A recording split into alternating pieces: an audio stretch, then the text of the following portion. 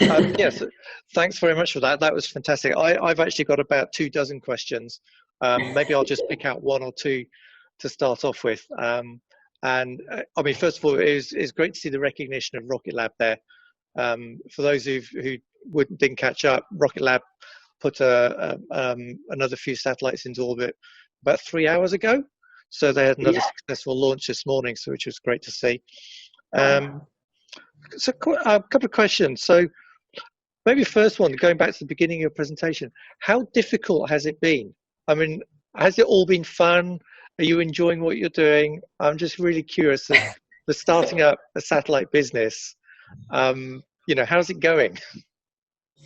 Yeah, I mean, I think that, I'm going to be really honest with you. I tell my friends that it's like a roller coaster. There's high highs and low lows, and it's super hard to average out. So I just feel like I'm kind of always on this ride. It definitely has not been easy. And we had an advisor early on go, "You're going to start a satellite company? Like what? Do you understand how difficult regulatory and launching and building hardware and operating and everything is?" And I think you have to be a little bit crazy and naive to start a startup, because you got to just throw yourself at it and be creative and not give up. And I think our team has really embodied those values as we approach these challenging things. I think some of the things we've overcome have been really, really hard. And I feel like we now kind of joke, well, it's not as hard as X, Y, and Z. And we're able to power through. It's definitely not easy, but it has been pretty fun, I have to say, to be able to, tell my friends, yeah, I'll just launch 12 more satellites, and I'll send you a message through the network. And, it's especially exciting to see customers come on the network and be excited and things are working end to end. So yeah, it's a mixed bag. Thanks.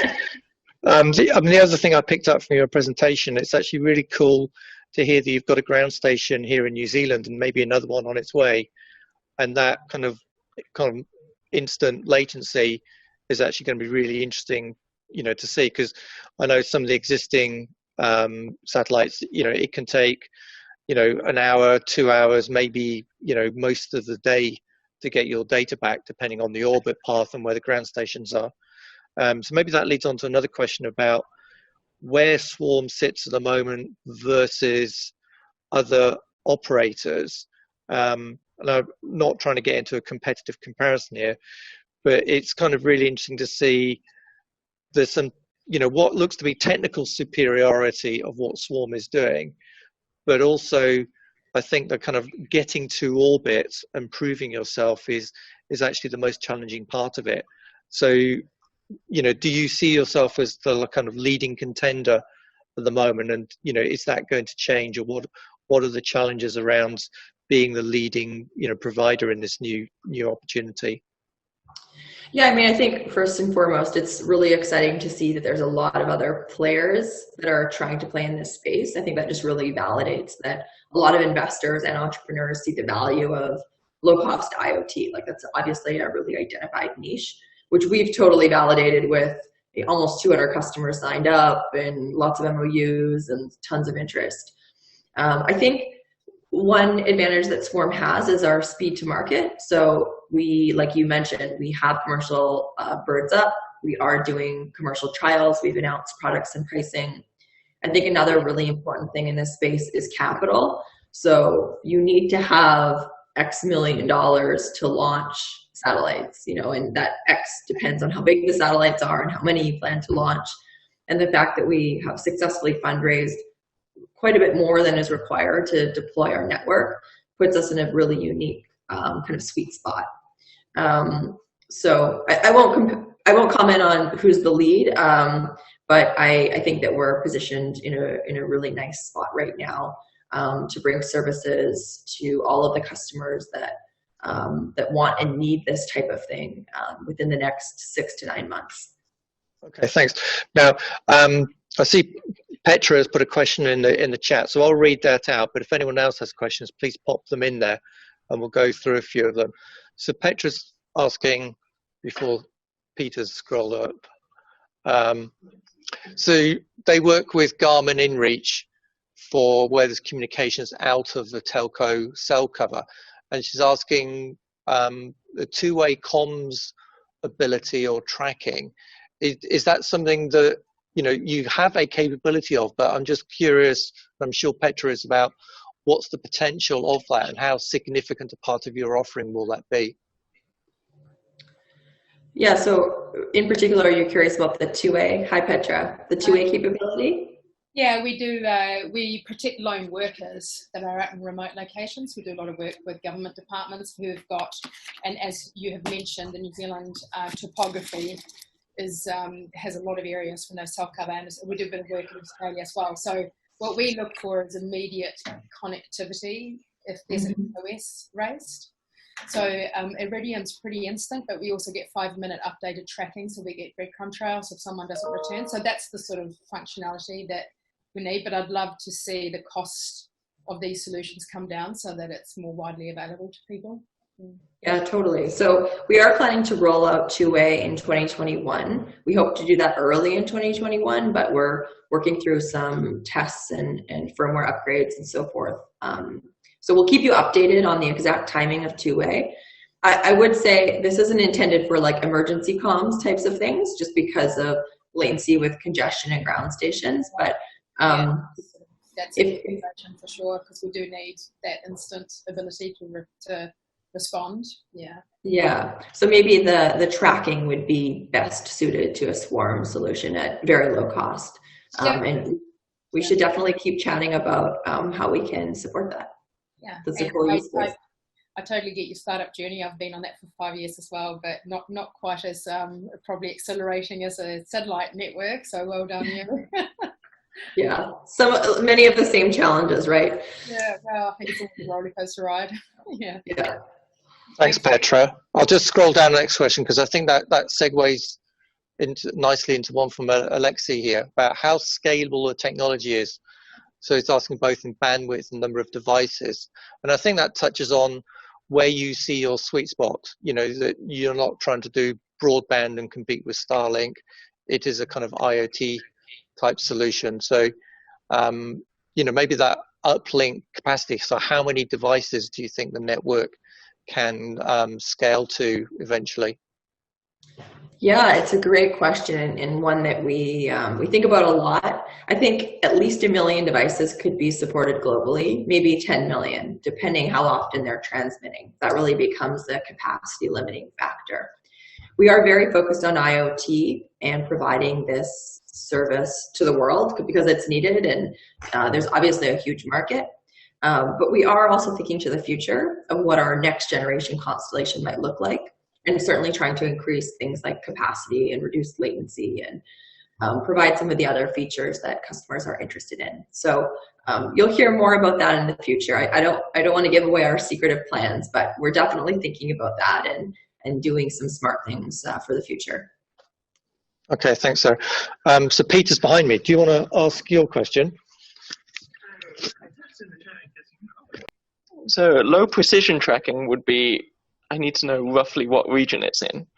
How big is the coverage region for each swarm satellite? And is this of the order of magnitude of 100 kilometers square, 1,000, more? I think it's like the entire country. The entire country? Yeah. What kinds of applications that would be useful for? It's the entire country, but the good news is that every tile and tracker has GPS on it, so you could actually send up your GPS position, so you can know very accurately where you are. So that's already built in, right? Yeah. And that must be a big power draw. It is when it's on, yeah. It's not huge, but yeah. In our next generation, we're going to have the capability of turning off GPS to save power if that's what's desired. Thank you. So David is asking about power consumption. So is there a short answer to that from a tile as to what's its kind of typical power consumption, or from a C-size battery, how long might it last? Yeah, Ben, do you want to chime in on that? Yeah, so this is Ben from Swarm. We do a lot of modeling for power, and we know for IoT it's very important.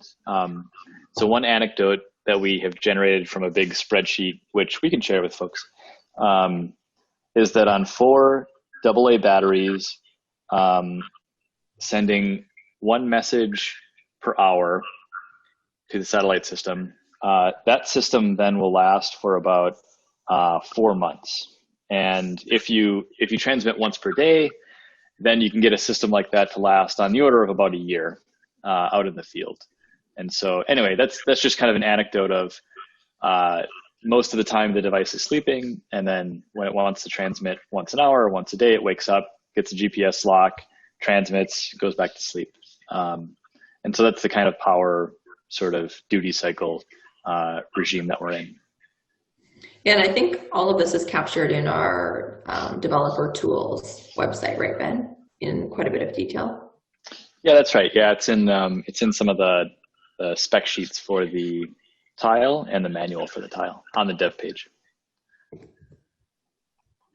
Thanks, Ben. So another quick question from Alexiy. Does that mean the purpose is more industrial rather than consumer market? I mean, is that a distinction you can make? Yeah, so we're definitely focused on B2B industrial IoT applications to start with. I think in a year or two, we will likely transition to some of the consumer market. So for example, when I go hiking somewhere crazy where there's no connectivity, I would love to carry one of these so that I can send a message if I get into trouble. But we want to wait until the entire network is deployed, and also make sure that we can develop the apps and security and all of the elements required for the consumer market. So we're, in the short term, very focused on more of the industrial B2B. Cool. So Roger's got an interesting question here, which I'll probably expand on. So how long do the satellites last in low Earth orbit?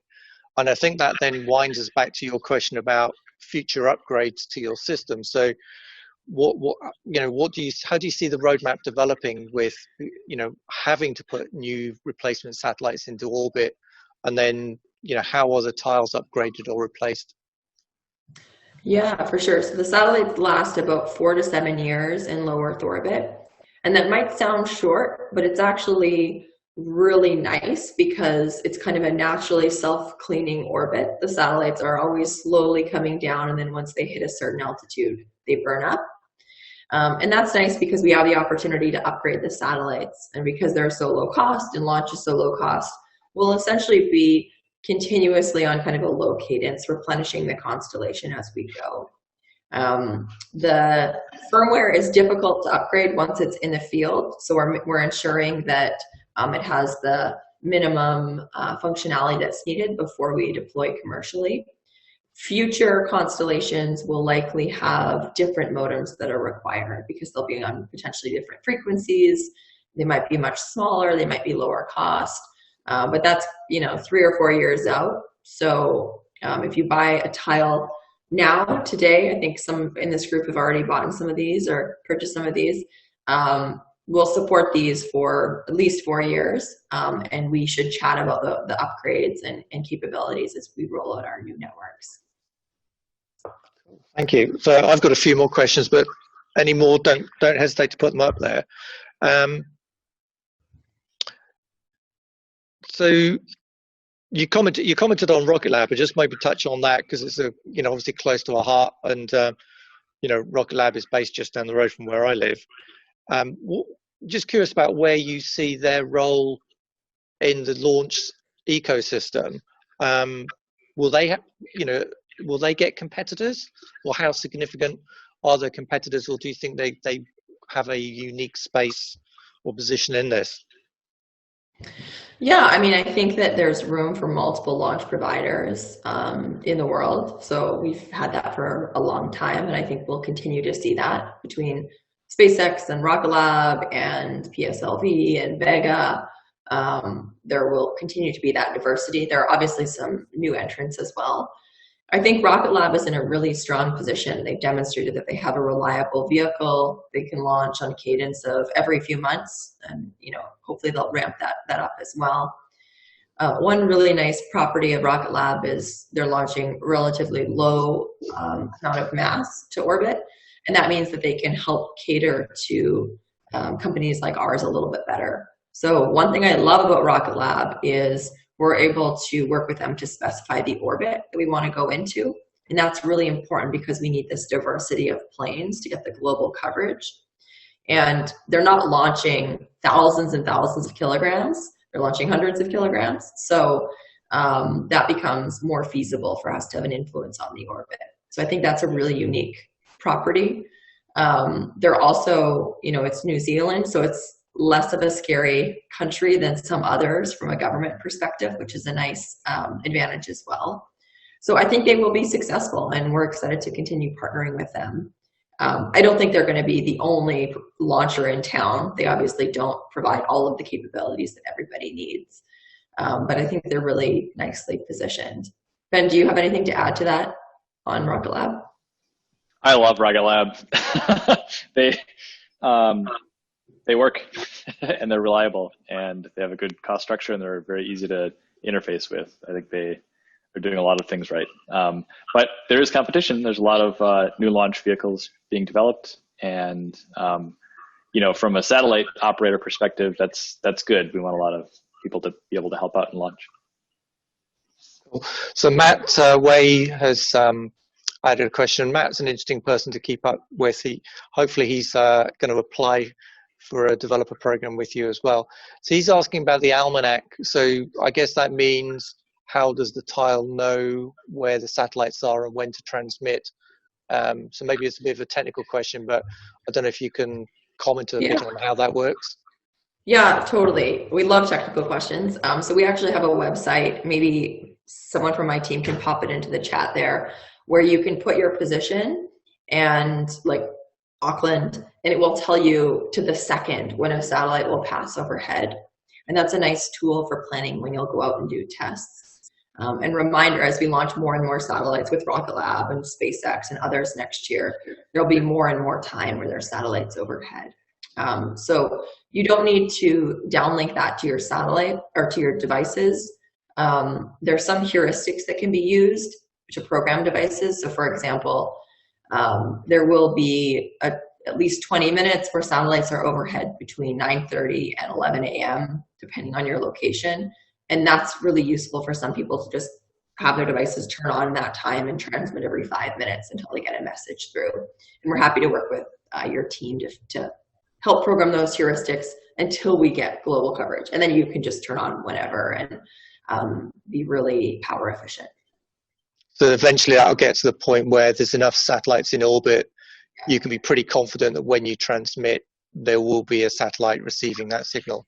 Yeah, you can be 100% confident, because on average, there's 4 satellites over every point on Earth at all times. So it would be no problem.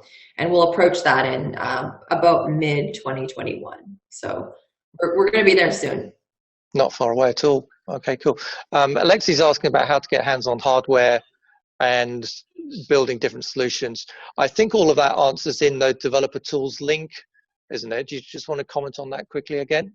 Yeah, so we're engaging with a lot of customers right now. I encourage you to actually reach out to info@ or my email, and then we can communicate about what the use case is, and we can sign you up for the early access program, and we send out free devices with that program. So that's how you can first get your hands on hardware. I think Alexiy's saying it's software only, so that's a little bit more tricky. We usually have to figure out who the hardware partner is. But we can have a call with you, figure out who that hardware partner is, potentially partner with them, and then be able to integrate your software solution. But because we have hardware, it is important that we have a place to put it. So we need to kind of work through those details as we think about deploying our services. Yeah, maybe I'll have another question then. In terms of pricing for the tile and the hardware, I don't know if you'll be willing to answer this yet, but how do you see the future of that pricing going to? Because if you think, you can get, cellular modem chips or a LoRaWAN modem chip for just a few dollars, are you able to say what the kind of volume or future price point, might well be as a target? Yeah, so just so everyone knows, we've announced our products and pricing. You can see it on our website. So we're going to market with our tile is $119, and then our data services is $5 per device per month, and no additional fees. So most other satellite providers have integration fees and annual fees and all sorts of crap. We don't have any of that. Super simple. That's all US dollars. In terms of the pricing roadmap, of course, I can't promise anything at this point, but we are looking at ways to optimize our BOM and work with contract manufacturers, which could help us lower prices over time. I will point out our data pricing is extremely competitive. It's 4 to 20 times lower cost than other satellite solutions today. And I think when you compare it to Cell or LoRaWAN or Zigbee or Sigfox or any of these, you really need to consider the fact that this is outside of terrestrial networks, right? So it's a totally different application. And if the ROI is there where you want to deploy satellite solutions, the swarm price point is actually very, very competitive. So it's important to make the kind of fair comparison, terrestrial systems to satellite systems. Yeah. And Graham Preston here is asking about service level agreements, SLAs. So maybe I'll let you answer that, Sarah, but I'll make an observation afterwards about that. Yeah, so interestingly, none of the satellite providers today provide SLAs. So we don't plan to offer them. We will, of course, share our information about expected latencies, uptime, power, everything that we're observing in our network. But that's not likely to be part of our guarantee as we go to market here.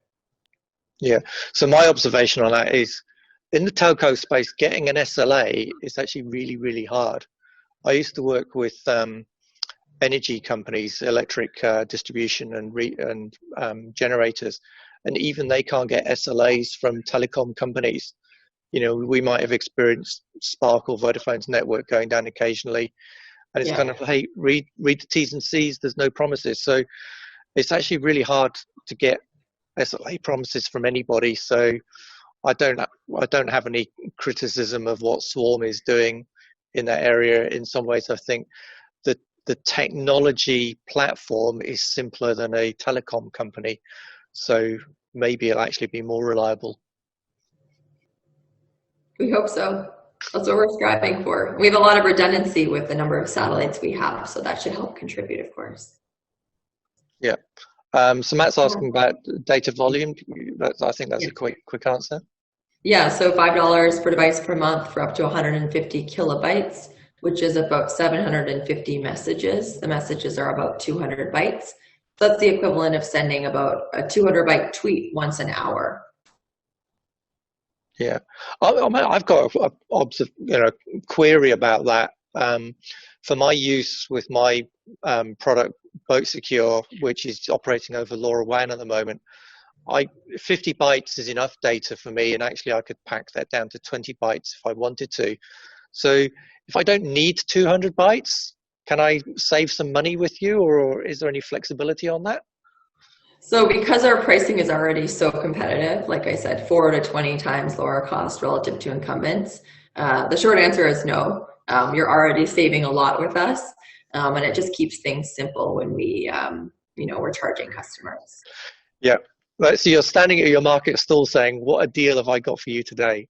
Yeah, I'm giving you a great deal. You should take it while you can. All right, Mustafa wants to invest in you. How can he do that? You should email me, Sara@swarm.space. Cool. Maybe we'll get together.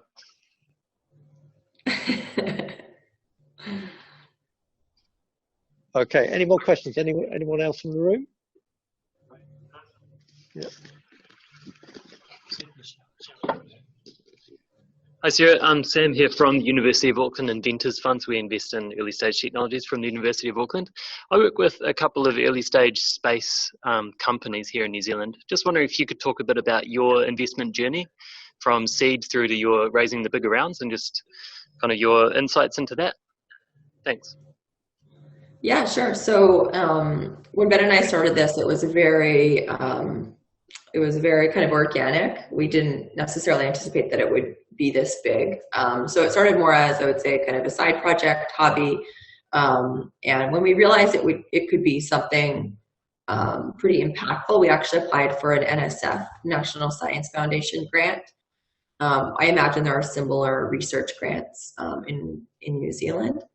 And luckily we were successful with that, and we were able to win about $250,000. And then at that point, we're in the Bay Area, so we're extremely spoiled with access to VCs and friends and networks and so forth. So we were first introduced to a few VCs, and it took a few different people until we were introduced to social capital. And we were lucky enough to be able to pitch them at a partner meeting. And they invested, I think the lead called me that evening to offer a term sheet. That's pretty rare. Normally people will pitch 20, 30, 50, 100 times. I think we were the right place, the right time, super lucky. But, you know, leveraging networks and finding good VCs. One observation was that VCs often would refer us. So even if they couldn't invest, they would recommend somebody else. And I thought that was kind of a cool kind of collaborative way that they work together. So, you know, if you get a rejection, you might ask, is there another investor that might be investing in this space and have interest? And then we didn't have to raise for a while. We raised 2.8 million, I believe. And then about 2 years later, we were starting to think about a Series A. And again, we were reaching out to our networks. And by that point, we knew some of the LPs in the first investor group and had met many more, and started to just kind of socialize the idea of a Series A. And we built some pretty strong relationships. And luckily, one of those individuals actually preempted our Series A round. So we didn't actually have to go out and do the conventional fundraising for Series A. So I'd say, first of all, we were super lucky. We're also in a sexy space. We're space, right? We're doing connectivity. Many people can get behind that. And then also just maintaining really strong relationships. So I send out a monthly summary every month to 50 or 60 individuals, just to kind of keep them warm and keep them updated on our progress. And I think that that has really paid off in terms of you know, people wanting to invest in knowing what's going on with Swarm and continuing to be excited. We don't just kind of go away. We're always kind of present in their inbox. So those would be my suggestions. Again, I know the Bay Area is extremely different than basically any other place on earth in terms of investment and capital. I also know that, you know, things are getting a lot more virtual, so being remote might not be as prohibitive. It's one silver lining of all of this crazy COVID stuff. So you might be able to break into some of the Bay Area VC communities as well. Yeah, send some email addresses. We might be able to share them around. I usually only do warm intros for vetted companies. That's how you maintain a high caliber relationship with the VCs. So you're always kind of balancing those things, but happy to brainstorm if you want to reach out to me individually, and I'll see how I can help. Cool. So Alexiy's had another question about what happens if you go over your data limit. I'm guessing you're not going to start playing games like the telcos do of reducing your bandwidth or adding latency into the delivery. Yeah, unfortunately, yeah. You know, sort of penalty charges or anything. Yeah, that seems a bit malicious. I am Canadian, so that's really not in my the spirit of how I would want to do things. The way we've approached that so far is adding overage fees to disincentivize people from doing that. And that's mainly because it actually clogs up the network for everybody else if somebody is kind of jamming and sending too many messages. So yeah, we have an overage fee. If you're interested in those details, reach out to me and we can chat. I think we don't need to go down that rabbit hole here. Cool. Right, so I've got an eye on the time. We're almost a few minutes away from our 1 hour with you. So I'll say thanks to Sara and her team. Maybe one last question, just to find out what your future ambition is. Would you want to be an astronaut and go to space yourself if you could? Well, I'm not sure if you know this, but I did apply to be an astronaut, and I made it to the top 32 Canadian astronaut tryouts, if you will, about 3 or 4 years ago. And I think I decided that I'm probably better suited to running a company and that sort of thing. Being an astronaut is a lot of, yeah, it's just a different life. So I'm really enjoying what I'm doing here. So maybe that ship has sailed. We'll see. Well, we're really grateful for that, so thanks a lot, Sarah. So I'll just wrap up. Thanks for all the questions, and if you've got any more, send them through, and we can have a bit of a group chat over that. Personally, I'm interested. I'm really keen on the whole topic of IoT from space.